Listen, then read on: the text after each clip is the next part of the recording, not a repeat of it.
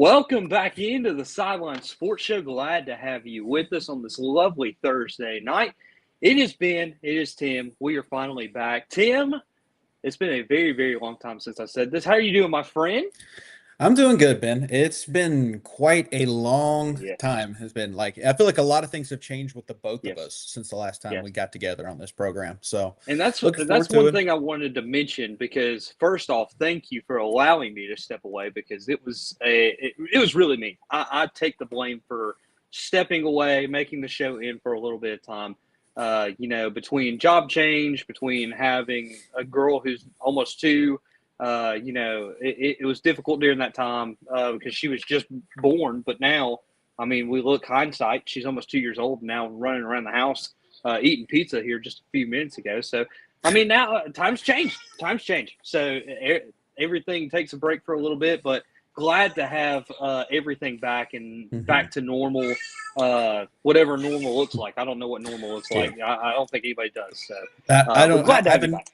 I say I don't know what normal is. I haven't, the definition of normal since 2019. So it's been Well, my quite a mom says while. my mom says I'm not normal. So, I mean, even my wife tells me that. So, I mean, You know, normal never exists, my unfortunately. dad, brother, mom, and now girlfriend all say the same thing. So Yeah. we're in the same boat on that one.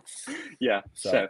But glad to be back, Tim. I know a lot of stuff has happened since we've last come on this show, but we don't want to talk about the past. We want to talk about the present. And one of the things happening right now is the Women's College World Series. Tim, it has been a fun, exciting one.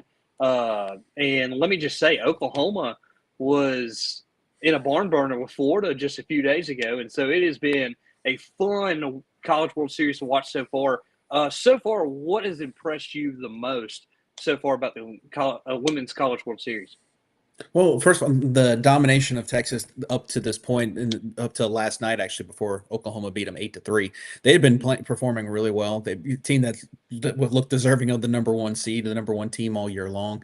But Oklahoma kind of showed and flexed their muscles last night after two very surprisingly one game that they lost by, I think it was 5 or 6 runs against Florida, and then had to come back and come from behind to beat them in the second game just to get to the final. So it's overall just it's both these two teams. These are definitely the best two teams in the country, without a doubt. I don't think there's any disproving that. And Oklahoma's going for a four-peat tonight. So can you imagine being a freshman on this team like 4 years ago, and Yeah. then going tonight? If you do win tonight, man, that's gonna all 4 years, barring anything crazy, obviously with COVID rules and stuff. I think believe it or not, I think we're finally coming to the end of that. You're going to see, these people go, or these kids go from their freshman year through their senior year, always winning a national title, which is crazy. Yeah. But that's why I probably shouldn't be saying this, rooting for Texas, not only because I want to see it, I want to see a game three, because obviously Yeah. everyone wants to see a do or die, win or go home for the national title kind of deal. But at the same time, it's just like, man, Oklahoma's dominance. While it's like, well, yeah, you want someone else to win it or so, or just to kind of make the sport a little diverse, it's Yeah. hard to not respect what they've done over there in Oklahoma. See, and that's the thing. Like, there's so much history between these two schools. Like, somebody even made mention the other day, like, wouldn't it be cool for the Red River rivalry to go down where football plays its Red River rivalry? Not only for the rivalry, but for the national championship game. Like, how cool would that be? It would kind of be weird, though, trying to figure out where your dugout is going to be if that was the case of the whole scenario. But, anyways, well, back to your point, I think it has been probably one of the most intriguing national championships that we've had in a while in college softball, just because it is that rivalry aspect. And the last year, this is the last year that the Big 12 will be able to crown one of these two schools as a champion. So they'll lose that aspect as they go on to the SEC. But the SEC knows, hey, these are two high caliber teams that we'll be getting next year in our conference that will be able to continue, because Oklahoma, you mentioned these freshmen, they've been playing for all 4 years, and they'll be able to win a national title all 4 years. They still have success to the point that they could go win another one, two, maybe three, because they've highly recruited all these girls to come in and withstand a dynasty at this point. Because let's be real, it's been a dynasty since their second, but winning the third was, everybody was saying it's impossible. now with them having the chance to win their fourth and make history, and at that point, if they are able to win, I would say, yeah, that's a dynasty. I don't care. Oh, they're And already a dynasty. yeah, They're already yeah. a dynasty. Some people are saying they're not, which whatever. I don't care. You can say whatever you want, but I think honestly that's the point that we're at. I think they're already at a dynasty, like you mentioned. But a lot of people are arguing, hey, it's still not a dynasty yet. Like they haven't won enough. Yeah, okay. Go win 4 national championships or even 3 and tell me that's not a dynasty in a row, by the way. It's not even just we win one year, we missed it, and then we came back and won the second. No, it's been 3, almost about to go on 4, if Texas doesn't get the upset. But like you said, it would be really, really cool if Texas did get the upset to force that game 3. That'd be fun. I say, yeah. Before I go, can you put that comment up from Hunter just a Oh second ago? Lord, hold on. I gotta. First of all, he didn't even say there. Right. Goodness gracious, Hunter. Yeah. Nope. Let's get the show. That Oh, was at the this beginning one. of the show. This Yes, one. they're not talking about Oklahoma not being a dynasty. Honestly, I thought you were making that up. People talking about how they're not No, a I'm dead dynasty. serious. Hunter is a living, breathing example of this. So, it is what it is. So, I mean, we've seen the bashing of women's sports for the past couple weeks now. I'm not going to go too much into detail, but there's a prime example. So I'm just saying. Hunter, I love you, man, but that's. I thought you were joking, Ben, when you were saying that. I really were. I was just like, no.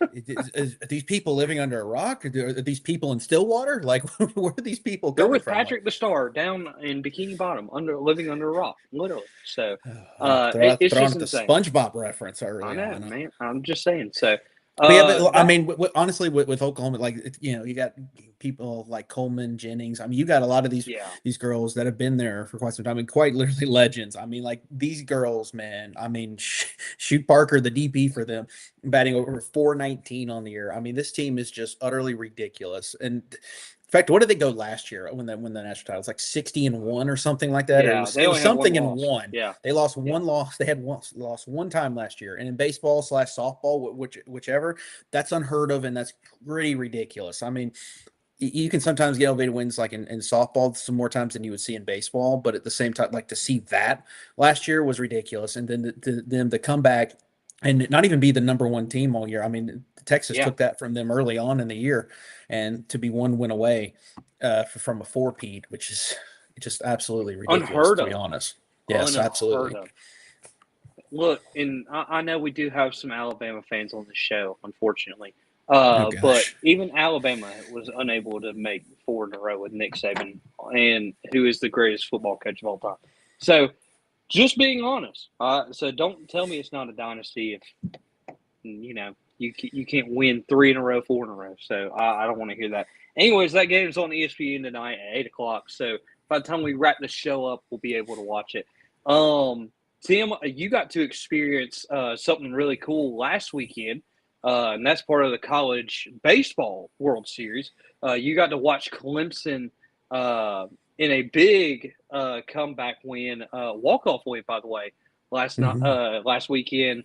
Unfortunately, I was on the other end of that, where I got to watch Georgia Tech lose in a probably one of the greatest clean old-fashioned hate games you've probably ever seen, unless you're a Georgia Tech fan. So, just talk about the experience and how Clemson's been able to continue their success so far in the postseason. Yeah, I was there. It was last Friday, which hardly it was a week ago now. But was there. I mean, Doug Kingsmore was packed out, man. I mean, there was a lot of people there just chirping. I was sitting in the outfield. My girlfriend and I, she got us tickets, and it was just it was so much fun to be out there. There were even some Coastal Carolina fans that actually stuck around and were out there and that were chanting at the High Point center fielder and left fielder. Like it was. I may or may not have joined in on that.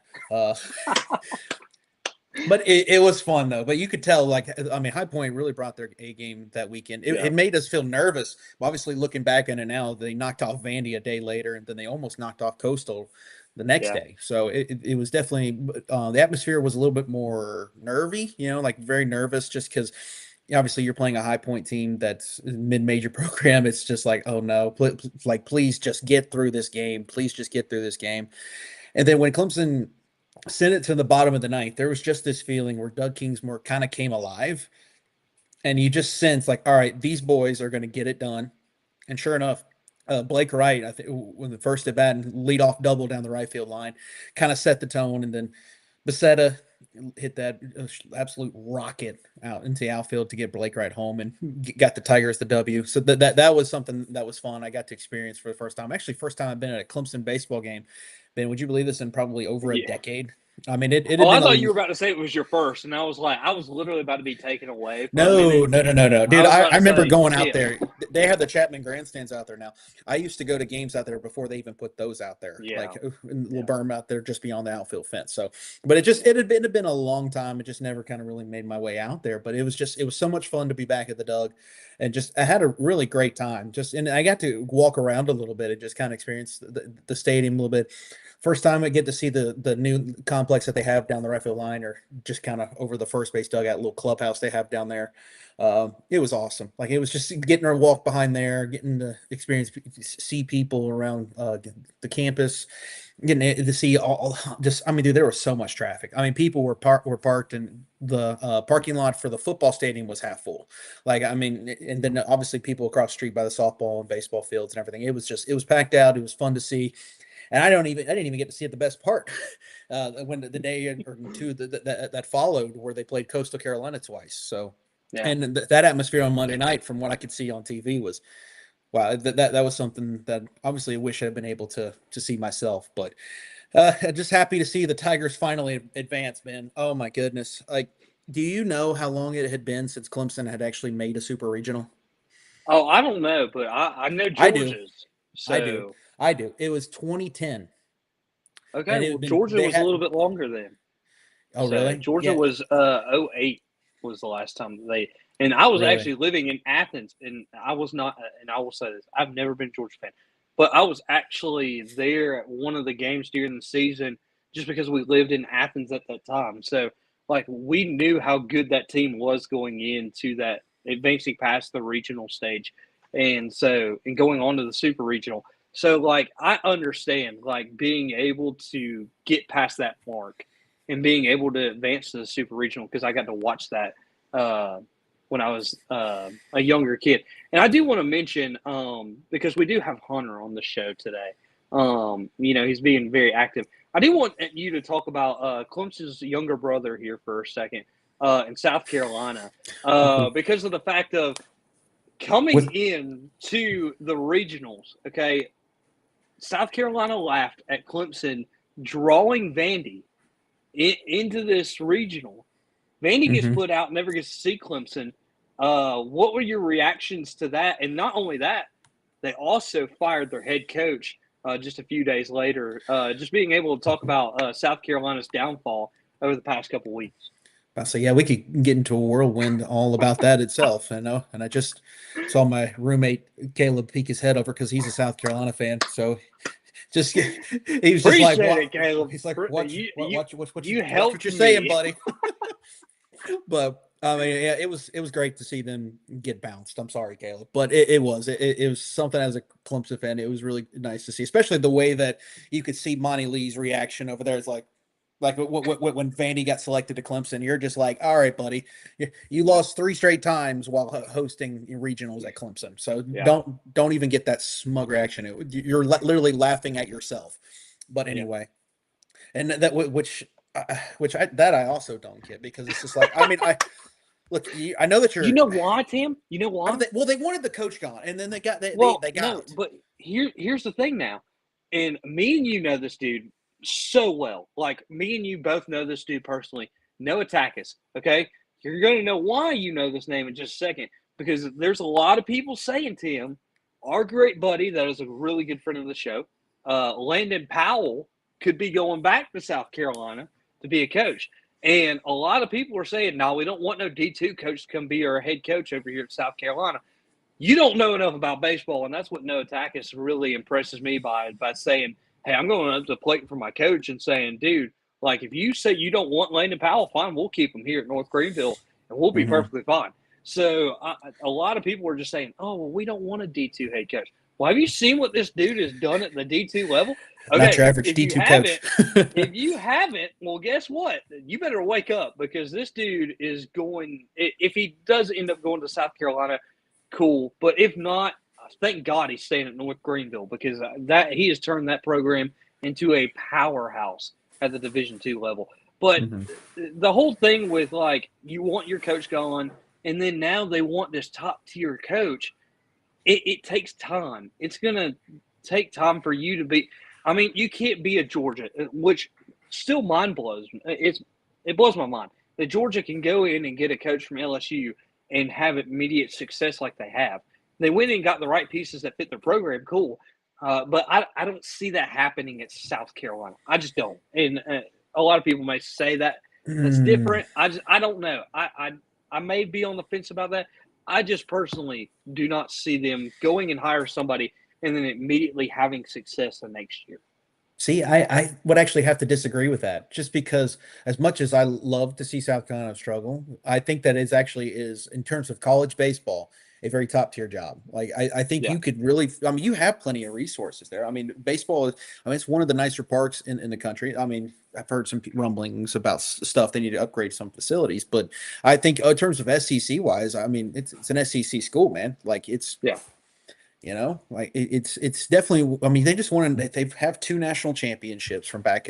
Obviously that's hard to believe that that's been 13, 14 years Yeah. now. But I mean, they still are a top tier program. Like even years after that, they were still elite. And it's just like Clemson. Like Clemson for a while, they kind of fell off. Hadn't been to a regional or super regional since 2010. And it was just like, oh, Clemson program fell off, but it looks like finally back on the up and up with Eric Bakich at the helm. But it's just one of the things where like Clemson is definitely one of the blue blood like baseball programs just because of its history. And South Carolina really maybe not quite some of that history in my opinion, but they still definitely. I mean, they have two national championships to Clemson zero, so I'll give them that. So I think it's definitely a prestige job. If you're very successful, that you'll be backed and loved, and just like anything down there in Columbia, like they're looking for anything and everything to cheer for. So their basketball program finally had a good year, made the NCAA tournament, even if they did lose the Yeah. first game. So, but I feel like the athletic program was just starving for something to be good, especially baseball. Like down here, man, like you got to be good at baseball. Like Yeah. I mean, we had what was it, four, three? I'm trying to remember all the NCAA tournament teams. Clemson, South Carolina Coastal, should have been Charleston. Charleston got robbed. Even though Florida is in the super regional, I don't think with their record they should have been in. But Yeah. that's my opinion. But I disagree in the fact that I do think South Carolina is a prestigious job. I think the money's there, and I think it could be a high quality program again. I think letting go of Mark Kingston was the first step in the right direction. And I'm I can actually agree with that. Yeah. I'm actually going to agree with Hunter on something here, and the fact when he talks about in the feed, he says I don't want Monty. You shouldn't. I Yeah. don't care what PJ Morlando down there in Somerville says. Like like if you want to keep him, you do want to keep him. But then again, I mean, he's probably going to be a first round pick and a very high first round pick too. So there's a chance. I mean, money talks, Ben. We know this, right? Yeah. Oh, Money yeah. talks. And early in the Oh, first yeah. round, that's quite a signing bonus. That's quite a contract. So That's right. I mean, you can't rely and make a coaching decision based off a player that may or may not come to your school and play for you. So Exactly. that's something I feel like you can't do. And if you look at Monty, the only way he would actually be successful is if he hired a really good pitching coach. Because we look back at Clemson, Exactly. Monty expertise is hitting. It's hitting. Excuse me, but his expertise is hitting. I mean, at Clemson, his teams hit very, very well. Okay. But his pitching, he kind of let Andrew C do that, and it honestly, it was the reason he got fired. Like Ben, I Yeah. will share this. I won't say who. But it's a very recognizable player in Clemson baseball the last few years. Not this year, but I did have an inside source that told me during those years that Andrew C, the pitching coach, was just not very well. He did not handle the pitchers very Oh, well. I can tell you that too from a source I have. So it's Like, I mean, it was just that's it was confirmed. bad. Yeah, it was a bad thing. Monty didn't handle the pitchers at all. Even the pitching coach Andrew C made the pitching changes. Like Yeah. he was completely hands off with it, and guess what? Cost him his job. A lot of the pitching, because the bats were usually pretty good. And I will say the one year he had good pitching was the COVID year that got cut short. So I will give him Yeah. credit to that. But all of the other years, the pitching was just not it. And it was what cost Clemson a chance to even get out of a regional. So, and it was just one of those things where he was so fastball reliant, only wanted to call fastballs. And it's like, dude, you got to be able to mix and match with these hitters, got to mix speeds. You have to be able to do that. Because at this level, 95, 96, these hitters can hit that now. Like, you can't just blow them away with that anymore. So, like, these are actually good hitters that can hit this. So, so if he does become the coach at South Carolina, say, just if he does become the coach at South Carolina, he's definitely going to either have to hire a really good pitching coach, just because that's not his expertise. He's more of a hitting guy, and if he can hire a really good pitching coach and someone that can be that counterpart and let him Yeah. be hands off, he might be successful. But I think it'd be a mistake. Well, now we have a really good source here, Tim, and I don't know. This is a big rumor here. I don't know, but this would be a first. I mean, this would literally would be a first if this statement were true. Taylor Swift being the first choice for the baseball coach of South Carolina. That would why? make history. That make history. You know why she would be a good source? Why? Because, or she would be a good coach because the batter would strike out and when he'd come back to the dugout. Do you know what she'd say? Oh Lord, what? Shake it off. You'll get him next time. Tim. There goes Tim. And Cody does make a good point. And I've made this point before in season 1 of this show. Landon Powell would be a great hire for them. Someone had him as the leading candidate for the South Carolina job. I've heard rumors, that he would be the lead candidate for the South Carolina job a couple of years ago when they were looking for another head coach to fill that vacancy, and it never happened. Now, I don't know if Landon declined it. I don't know if he even got a phone call. I have no clue. I don't think he would decline that. Yeah. I mean, he has mentioned, even said it on our show when we interviewed him about a year and a half ago, that he's like, TechCon is the one job I would leave for. So. Yeah. So I think he would be a good guy to get inside South Carolina's program, because you've seen it even at the D2 level. He's went and got guys from South Carolina to come and play for him at North Greenville. So he's a guy that uses the transfer portal, but it's not like an over excessive amount to the point where it's like, hey, our whole roster is all transfer portal guys. He likes to go get guys out of South Carolina, the state of South Carolina in high school, and build them up. And that's what I think has had so much success for him. I mean, I look back and I can name a number of guys that he went and got out of high school and developed them to be. Go ahead. I mean, I think probably the greatest hitter that was the first one that came to my mind. I mean, John Michael Fail got him right out of Boiling Springs. The D1 teams overlooked him. He said, "Hey, John Mike, come over here." What happened 5 years later? Because again, you got to count in the COVID year. He's the all-time D2 home run leader over here, and he played at North Greenville. And last I checked, he was in the Reds organization right now. So, I mean, that's high school talent right there. I mean, there's been pitchers that, he's gone to the portal quite a bit, especially early on, but he's definitely taken more of an initiative to make sure to get those guys that are in high school, build them up. So Monteith is the most recent example of building high school guys up. Absolutely. So, and he's been all conference, I think, all 4 years of his college career. And so I think he's just done a phenomenal job, and it would be insane. Now, I will say this, and this would be intriguing to actually see in person. Hunter would be a Mississippi State fan if they were to hire Monty Lee. So I think that would be phenomenal. And not only that, he would love to see Taylor Swift get hired to fill that vacancy. So I just think that that's intriguing. But now that we've gotten past the first round of regionals, we're in super regionals now. What's the team that kind of sticks out that may make a more incredible run after upsetting somebody in the regional? Well, looking at this, I feel like UConn, they were able to upset Oklahoma in the regional.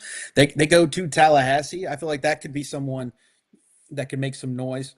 I will say the biggest underdog story that we have right now, golly day, can you imagine if they pull this off? Evansville, who made I it know. through the East Carolina regional and knocking off Carolina, ended up beating them 2 times. They got smoked once, but they still won 2 games and they were able to make it through. Now it's like, oh, great job, guys, great job. Now go play Tennessee. Now go play Tennessee and good luck to you. So the number Yeah. one team in the country, the number one seed in this tournament, have fun, boys. Like, Yeah. I mean, but if they are Buckle some, up. yeah, exactly. Like if they're able to somehow even win one game in that super regional, Yeah. that would be a story in of itself. So that stuff Amen to right that. there. I think Kansas State and Virginia. I mean, you got a couple of Big 12 versus ACC schools. West Oh yeah. Virginia taking on North Carolina, and then Kansas State, Virginia. I mean, and then you got Clemson and Florida. That's very interesting, just because I mean Jack Caglione is, whew, I mean he's going to be a top 5 pick in the draft in a month or so. So I mean you've got that. Oregon State and Kentucky down there over there in Lexington. That I feel like is going to be pretty fun, just because an Oregon State team, obviously a 15 seed this year, not quite up to their standards that they've been in the past with some of like went back when they had Adley Rutschman and all those guys, but still, Oh yeah. regional host. So that's going to be interesting. Oregon and Texas A&M interest me, just because Oregon is a spicy team like that. They made it through their regional. They were able to kind of get it here, but they're going to be going up against a very good Texas A&M squad at Yeah. number 3 seed. But I will say, if Texas A&M can get through their super regional and then Clemson can get through their super regional, we could be looking. I mean, we could have a first round matchup of Texas A&M and then Clemson, or we could have Texas A&M and Clemson in round 1 in Omaha. That would Yeah. be something that would be really, really fun to watch. And I do agree with Yeah. Hunter. West Virginia could be a sleeper team, but I think North Carolina, man, North Carolina, the fact that they impressed me so much with how they were able to handle adversity. They beat LSU obviously in the first time they played, moved to the winners bracket game. LSU came up, handled Wofford, and then took down the Tar Heels pretty comfortably that same night. So they came back the next day in Game 7 of the regional, and they were down by 1 run going into the ninth, and then they were able to get a little fist job out there in the left field to tie the game. And they took it out into extra innings and were able to fight and claw their way out. Especially for a team that's a number 4 seed, to get an LSU team as your number 2 seed, that was really really tough. But they were able to kind of persevere and get through and push the way to the super regional. So Yeah. I really do like this North Carolina team, and I do, as much as I think for West Virginia is a very good team that shouldn't be slept on.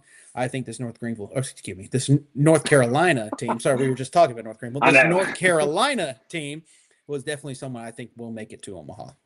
Yeah, I agree. I think really a lot of the ACC teams, and you know, I'm heavily involved in the ACC and media.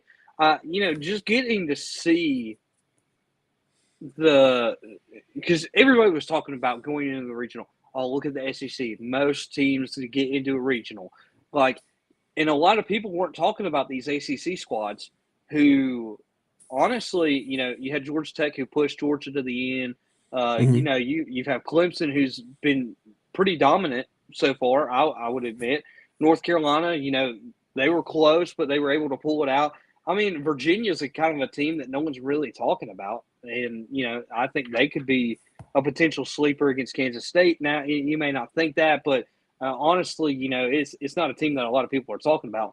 NC State's going to have a good opportunity to go into Athens in a tough environment and compete. And I'm not saying they're going to win, but they'll be able to compete. They're a good team so far. The ACC really just Florida State. I didn't mention Florida State. Florida State's a good team too that could potentially beat UConn. But as you said, UConn, you don't want to sleep on that kind of team because they can get hot and they can get hot pretty quick. So Florida State's going to have to watch out too.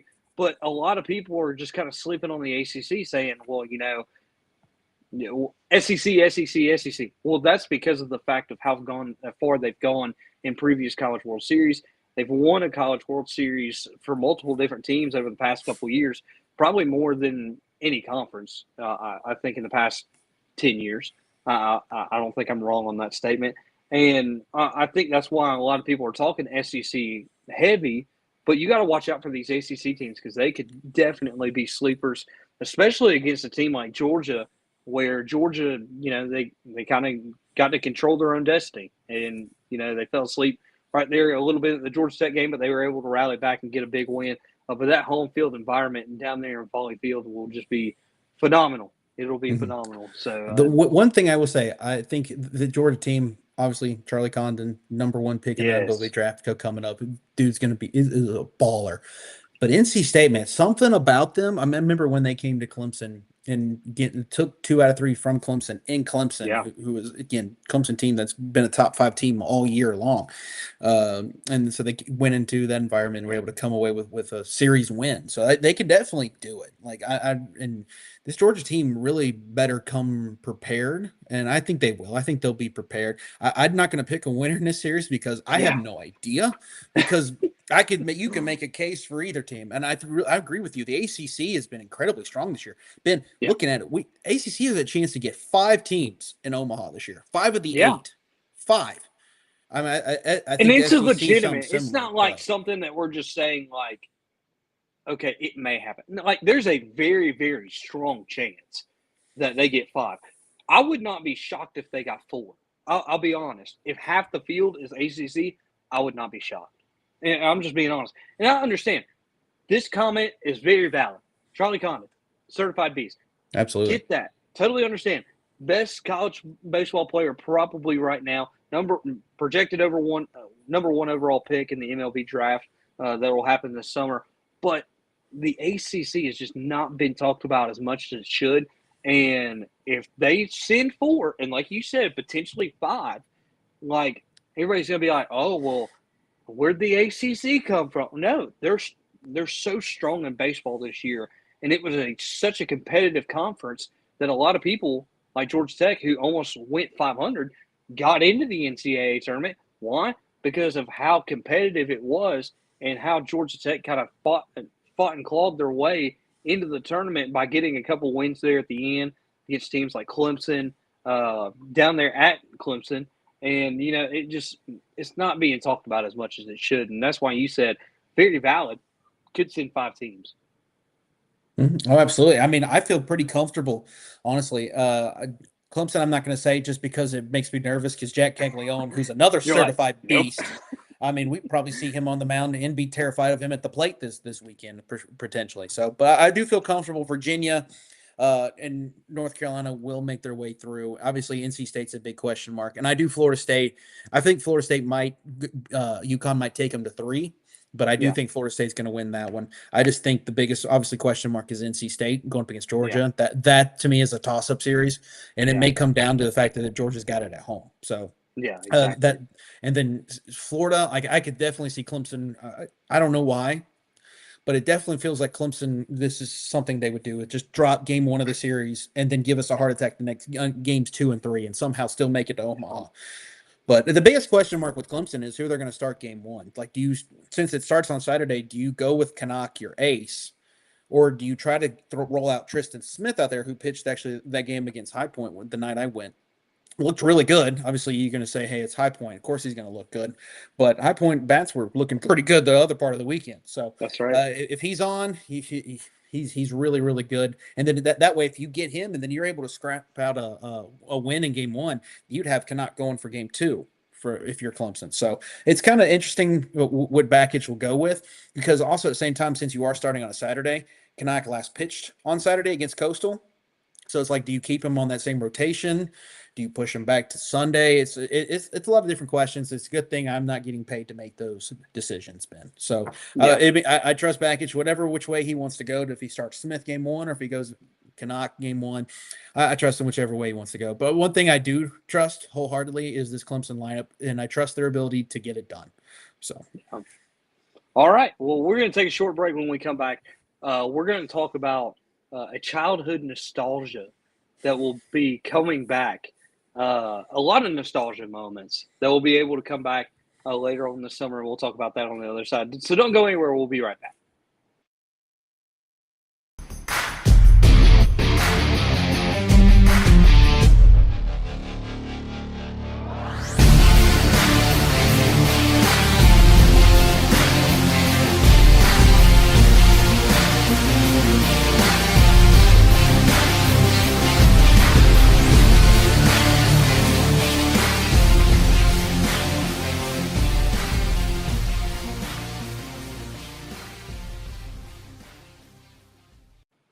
Welcome back into the Sideline Sports Show. Glad to have you with us back. Tim, a lot of people probably don't even know, and I'll have to explain this. I meant to begin it at the show. But this show really originated on the campus of North Greenville. As I was doing a radio show, Tim came in to be a guest on my show that I was doing as a student. Since then, I mean, here we are, Tim, this Sideline Sports Show. So it has been a long time coming. Do you For a remember very, the very long time. name of your show? Yes, The the radio show? Ramblin' Sports Show. Believe it or not, look, you look back and just see God work, and you're just like, dude, like, oh my God. So the Ramblin' Sports Show, and a lot of people do know, I cover tech, but also I was a tech fan before I started covering Georgia Tech. So now my fandom has to be down to a minimum at this point because of the fact I can't get too biased on some things. And you're just like, there's sometimes I'll sit up in the press box during the fall last year, and I wanted to scream to the top of my lungs where I was like, yeah. But I was like, oh, wait, crap, can't do that. Gotta be professional, Ben. Gotta be professional. So and every time I walk into Bobby Dodd Stadium, it's just like, dude, dream come true. Like, it's so cool. So it's really cool. So anyways, off that, speaking about college football, Tim, a very precious memory that we all had as a kid returns. And now I do want to preface this. I've played this probably a lot of people have made fun of me, especially my roommate at North Greenville, that I played this game in college. And now you do have to remember it's like 20, I don't know, 20, I lost track of years. 2017, 18, and 19, I was probably playing this game. And I was still playing this game well beyond that. And a lot of people have too. And that's NCAA 14. Now we can upgrade and decide to, well, one, I got to upgrade to, a next-gen console. But also at the same time, we get to be able to upgrade our NCAA football game as college football 25 is set to come out on July the 19th. Tim, from what I've heard, and I've had friends who have played this, I have really good friends in the media who have played this game, and it's legit. I mean, it is everything. I've always told my wife, I will never pay $80 for a video game until there's always the next part. Until I pay $100 for this game. That's what I'm saying. So there's a couple questions I have, Tim. First off, if you were to rebuild a team and start a dynasty, I mean, win national championships almost every year you play them as, what team are you rebuilding as soon as you get in the game? Golly day. If they were doing FCS schools, I'd put in Furman or Presbyterian. Like that's I mean, probably Presbyterian. I know FCS teams aren't going to be in an additional installment, but can you imagine? It's like you're getting beat in a football game by the Blue Host. Like you're getting, I mean, it's like, dare I say, you're getting hosed. Like it's something. It's just like come on. And then Furman, what can I say? F you, you can just scream that, and it's like, no, I mean Furman University. Like I don't. Yeah. That's something I've had to tell a lot of people. I'm like, hey, you have to be. And they're like, oh, F you. Like, what is that? Furman University. Like, it's not an actual saying. Like, they just go around saying. So, and it used to be worse. It used to be worse. We can't go over that, but it used to be a lot worse. Look, go to North Greenville and be a student at North Greenville on the week of Furman versus North Greenville. In basketball, football, whatever, go to the Waffle House in Travelers Rest, South Carolina, and you'll get that terminology right there that Tim's talking about. Their acronym used to be way worse back in the day, and it was something that nope, I'm not going to go there. But all right, it makes you chuckle a little bit, just a little bit. It does. And then you pray, Heavenly Father, forgive me. But it's so funny. No, look, I'm just saying, there's people that are literally leaving this episode right now to go figure out what in the world that terminology is. So now they're going to have that on their search history. So exactly. Good luck. So, anyways, mine would probably be a team like UMass or Idaho, or a team that's just been Idaho's trash. A good one. Idaho is a good one. What's the Kibby Dome? Is that what it's called? Yeah. I forget. I think Do that's they what it still? is. I'm gonna have to do a fact check. Do they even play football anymore? Or Yeah, they do. I know they used to, Well, they went and then from it the. shut down, and then I think it revamped or something. Well, what they did was they became the first team to ever go from the FCS to the FBS and then back to the FCS. A bunch of years So ago. I can't remember exactly, but like, and they were terrible at football. And then yeah, they ended up making it to like I think the quarterfinals of the FCS playoffs this past year. So they weren't too bad. But the Idaho Vandals I believe it's the Kibby Dome. Like, and it's just something yes, that it's like something like a football field with a track, and then like a stands going up this way, and then it's like a big old tent. Like, yeah, it literally is a tent. like it is so glorious. It is so Just funny to imagine watch. being, and I do so much recruiting stuff now. It's not even funny. But just imagine going and being a recruit, and you're walking in this place, and it's like, it's not even a stadium; it's a tent. Yeah, I know. It's like, hey, it may not be a stadium, but at least we got potatoes. Like, Exactly. So, and we get to play in the famous Idaho Potato Bowl every year. oh, jeez, So, that's at I'm just Boise saying. State, Ben. That's at Boise State. Hey, see, that's even worse, Tim. That's even worse. Yeah, the blue So, turf. Yeah. you don't get to host your own bowl game. No, it's sad. Anyways, I think that would probably be it. Um, and it would be so intriguing just because of the fact of like how long in this game, because like in the old game, like you could just set the setting on whatever you wanted to, and you could just do. But now you don't know how hard it's actually going to be with NIL, with being able to recruit players to come to your school. Because now this is all modified in the game where you're literally going to have to manage your team. Like the old game, like you could barely do any recruiting and still land a 5-star, like at Georgia State, and Yeah. that's not legit. And I, in I the might old I might game, do Georgia State Clemson. was I might do Clemson because then that way there actually uh, might be some transfer portal usage. We actually might use the transfer portal for once. Like invest in NIL. yeah, I mean, if Brad Brownell and the basketball team are doing it and they're doing it very well, I can't believe I'm saying this, but Dabo, take a blueprint from Brad Brownell.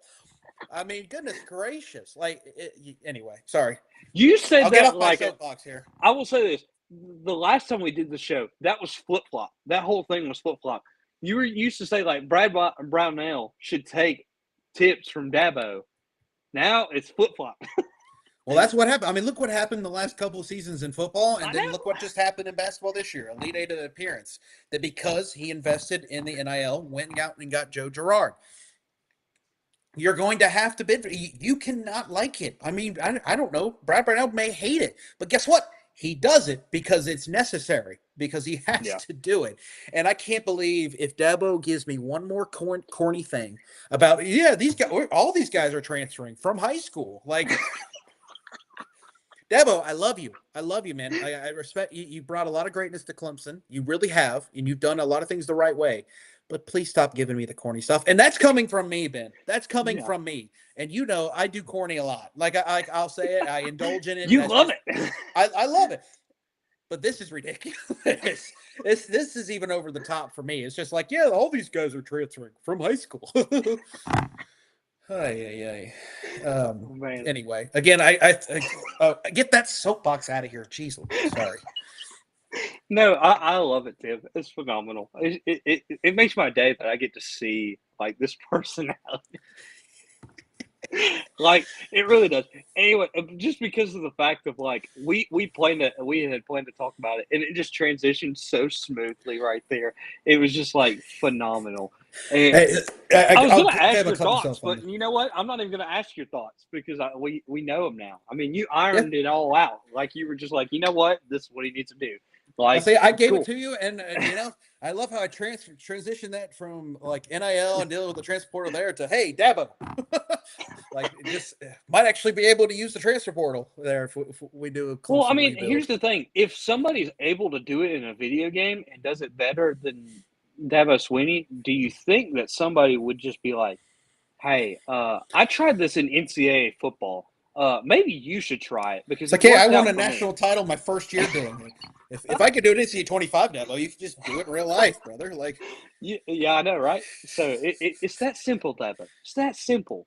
It's not even. of But course I it's do not, like but these two, just because of the fact of these are intriguing opportunities to rebuild. App State or Vandy.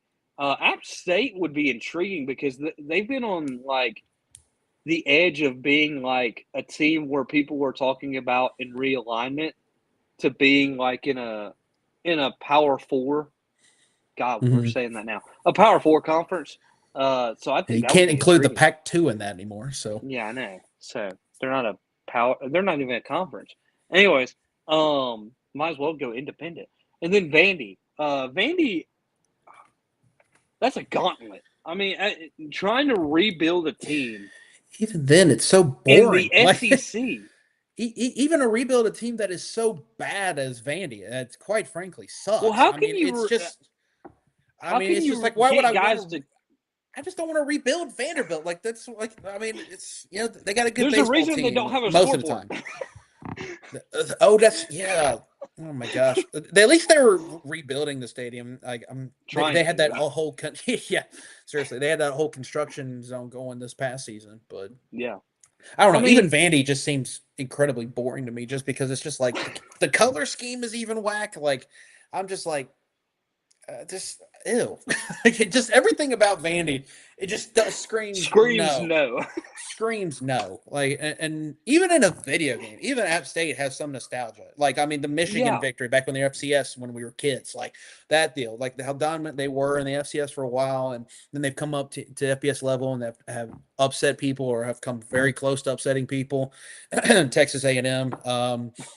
So I mean, it's something that about App State, even though same exact colors, basically just a little bit different.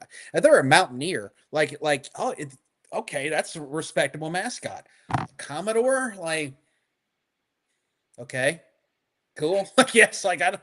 There's just nothing about Vandy. Sorry, I really got to get this soapbox out of here. We're talking about Vandy for 5 minutes here. Like, what are we doing, Ben? Hey, I mean, look, I'm letting you just get everything out to him because there's a lot of frustration here between Dabo Sweeney and Vanderbilt. I have no idea why, but We just connected all that into one little bit right I there. know.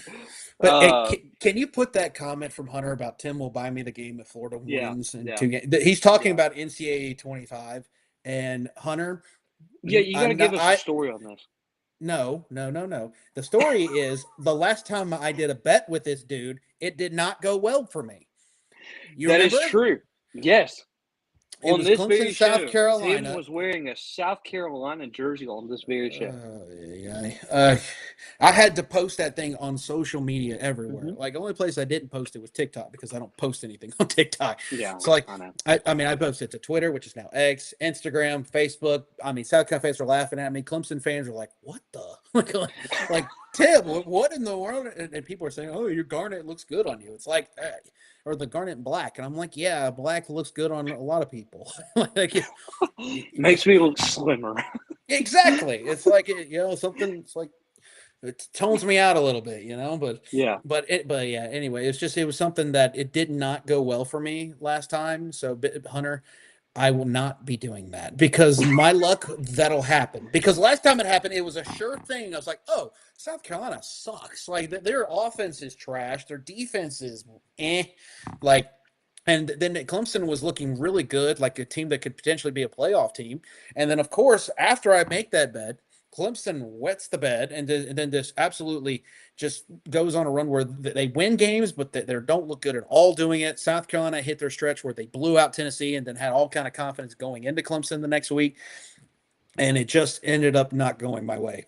And of yeah, course, this is the reason why I will, Brandon Streeter, I will never ever forgive you.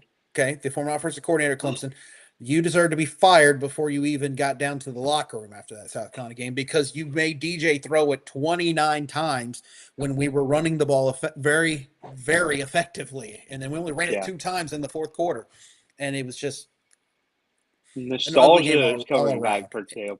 And then we had a chance to go for a field goal. We'd had the ball midfield with like a minute and a half left, plenty of time. Just run the ball twice, and you're in field goal range. Yeah. And sure enough, we muff a punt. Game's over with. We have no more timeouts. It was just like everything that could possibly happen that could go wrong in that game went wrong. So no, Hunter, I will not be making another bet with you probably ever. Okay. Well, Unless it's something like MLB or something where it's not as significant, then maybe. Yeah. Yeah. Here's the thing that I have. My boss, shout out Patrick Ferguson, has already told me, and you know we've built up the excitement in our office for this game because my boss has a love for sports. He was a sports writer in Savannah before he came up here. Even was in the Tallahassee, Florida State area for a little bit of time too. And so he graduated from Georgia Southern, so he is adamant that he is going to bring his PlayStation to the office one day, and we're going to have a tournament. He's going to play Georgia Southern. I'm going to play Georgia Tech. And I said, well, won't you need a more competitive team? He said, no, I'm going to beat you Georgia Southern. So here we go.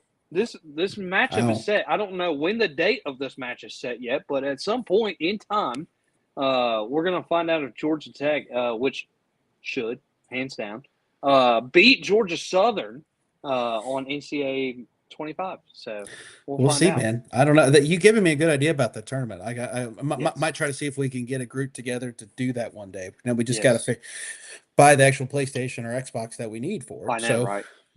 So well, we do that. We'll do that. We'll be off and running. But yeah, so it will be fun. I'm excited to play it. My wife, I've tried to convince her. If y'all want to start a GoFundMe, just go ahead. You know, because of the fact I'm not going to be able to do it. I'm not just as an adult with a child. And there ain't no way I'm dropping $500 to go get a PlayStation. Well, really $600 when you add the game in there. So I'm just saying I don't have that kind of money. Ben, you might be able to post something on TikTok and get the boys to, on there to kind of back I've seen that. You never know, but I mean, a sympathy for a man being able to get enough money, a GoFundMe page for a video game. I wish you luck, sir. I wish you luck. You're basically saying my likes on TikTok are going to be more rewarding than getting a GoFundMe page started. Probably, yeah. I mean, you could say clip this, post it somewhere, and then put a link for your GoFundMe page that you do. So I mean, you never know. You never know. I mean, it's not gonna work. No, it's not gonna work. But you never know. So. Anyways, well, that will do the show. First off, thanks for Tim joining back again. Excited to be back. Make sure to go follow us on all social media pages so you can look it right there. The Twitter logo actually has not been updated. It's now I was about to say, man, you got to put an X over it now. Yeah, I got to put an X over it now. If I could draw one, I would. But Sideline Sports Show and Sideline SP Show on Twitter. Make sure you go follow us on all of the social media platforms, and that's where you can find us. For more information as we get the show. Season 2, episode 1 is now concluded. Tim, thanks for joining the show again. I appreciate your time tonight, as well as all of you who've joined, commented. Thanks for allowing us to just enjoy our first day back. It feels like, honestly, nothing ever happened. Time just had never gone by. It just felt like we were right back at home again. Hunter, and obviously a bunch of other people, Christopher Milford, Cody, a lot of guys got in, comments. Thank you guys. Daniel Evatt, I don't know who that is, but Go Dogs is what he said. I know that guy. That's my dude right there. Yeah, that's my dude right there. So cool. Well, it's great to have all the interaction from you guys. We're excited to be back.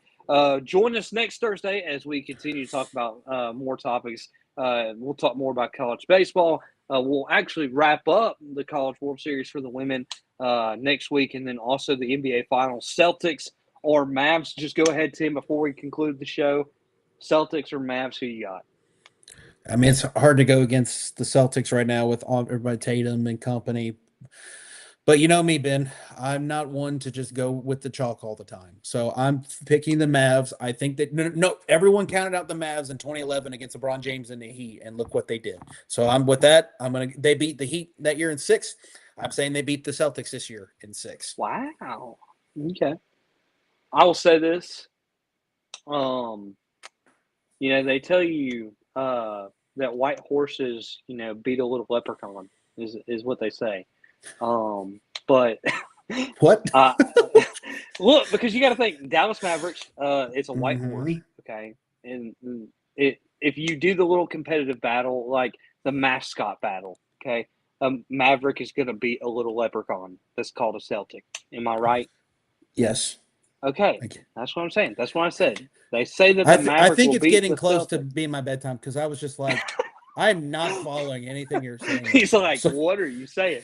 Anyways, but I will say this. I still feel salty to the point that Luka should have been an Atlanta Hawk. So give me the Celtics, just because I can't stand watching him have so much success while watching this dude get drafted with an Atlanta Hawks hat on. So I can't do it. The pain, the agony. I mean, how do you Like think Charlotte fans feel about seeing Kobe Bryant drafted with, I think they were Hornets back then. yeah. Or I can't remember, but Who I knows? mean, I don't think he was ever going to come there anyway. But anyway, we got to wrap up the show. Yeah, that's right. Been wrapping it Well, up. thanks for a joining. couple minutes out. We'll be back next Thursday right here on the Sideline Sports Show. Until then, have a great week.